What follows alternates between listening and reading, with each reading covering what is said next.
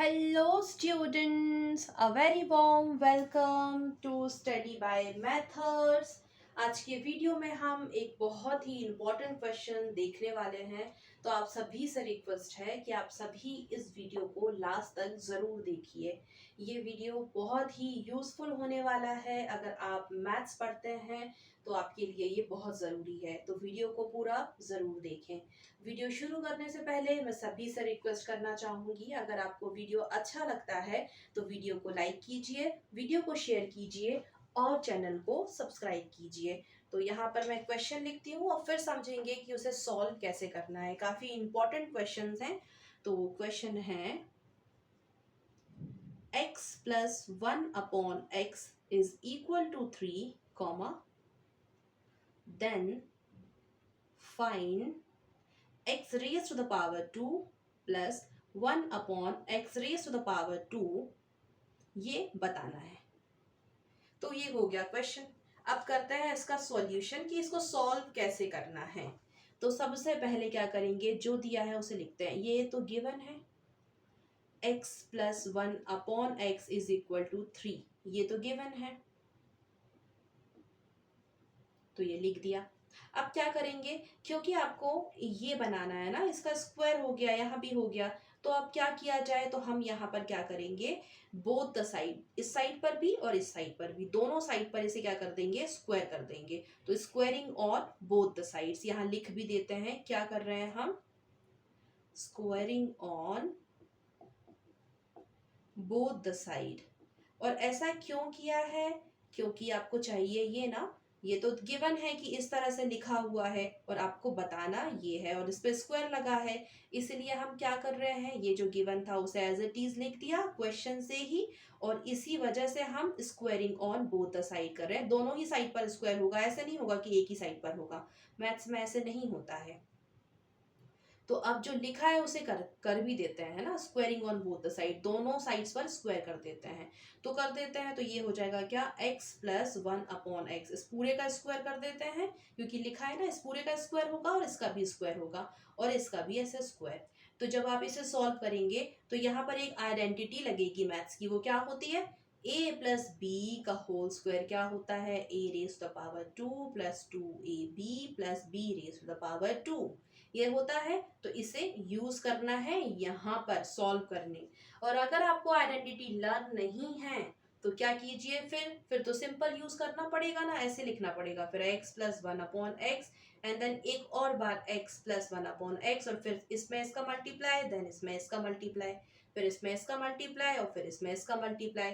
तो आप इस तरह से करेंगे। और अगर आइडेंटिटी लर्न है, याद है, तो इसे डायरेक्टली यहाँ अप्लाई कीजिए, दोनों ही केस में आंसर सेम आते हैं।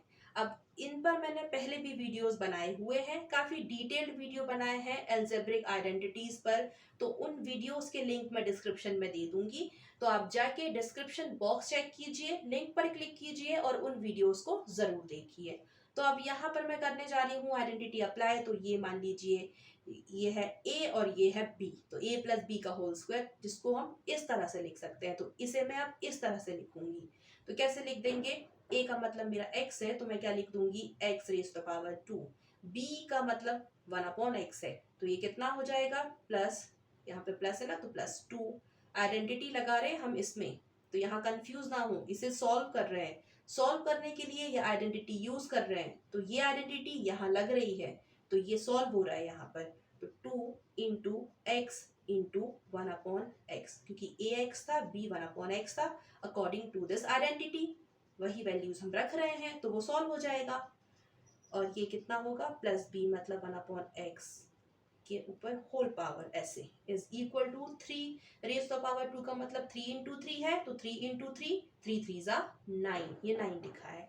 अब नेक्स्ट स्टेप में क्या होगा, तो ये जो नेक्स्ट स्टेप है उसमें x raise to power 2 as it is, और ये x से x यहाँ पर क्या हो गया, कैंसिल आउट हो गया, तो यहाँ पर प्लस 2 बचा, और ये क्या बच रहा है यहाँ पर, plus 1 into 1 will be 1 and x into x, x raise to the power 2 is equal to 9 as it is.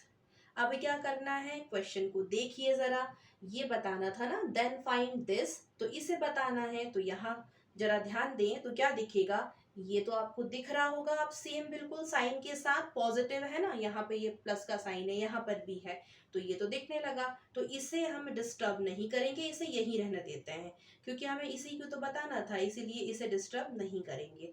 तो ये ऐसे का ऐसे ही छोड़ दीजिए, और इक्वल का साइन वैसे ही लगाइए, 9 एज इट इज लिखा है लिखा रहने दीजिए। ये पॉजिटिव 2 यहाँ जाके माइनस का 2 हो जाएगा। अब यहाँ पर जगह नहीं है, तो मैं यहाँ कर देती हूँ इधर। अब ये जो लिखा है, तो ये तो एज इट इज लिख देंगे, तो मैं ऐसे लिख देती हूँ, ये लिख दिया, और इक्वल का साइन लगाया, 9 में से 2 जाएगा, कितना बचेगा 7, तो ये हो गया 7। बस आ गया है आंसर, लिखा था ना, देन फाइंड दिस, तो ये आ गया इज इक्वल टू 7, मतलब ये इक्वल टू क्या है 7 है, ये आ गया आंसर। तो इस तरह से हमने इसे किया है सॉल्व। आई होप सो सभी को समझ आया होगा।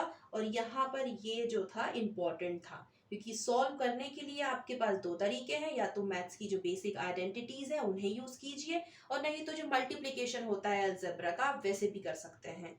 इन दोनों ही टॉपिक पर कि मल्टीप्लिकेशन कैसे किया जाता है अलजेब्रिक एक्सप्रेशंस को, और आइडेंटिटीज कैसे यूज करते हैं, इन पर मैंने डिटेल्ड और सेपरेट वीडियोस बनाए हैं। अगर किसी को नहीं आता है तो कोई टेंशन की बात नहीं है, उन वीडियोस का लिंक मैं डिस्क्रिप्शन में दे दूंगी, तो आप उन वीडियोस को जाके ज़रूर देखिए, तो आपको समझ भी आएगा।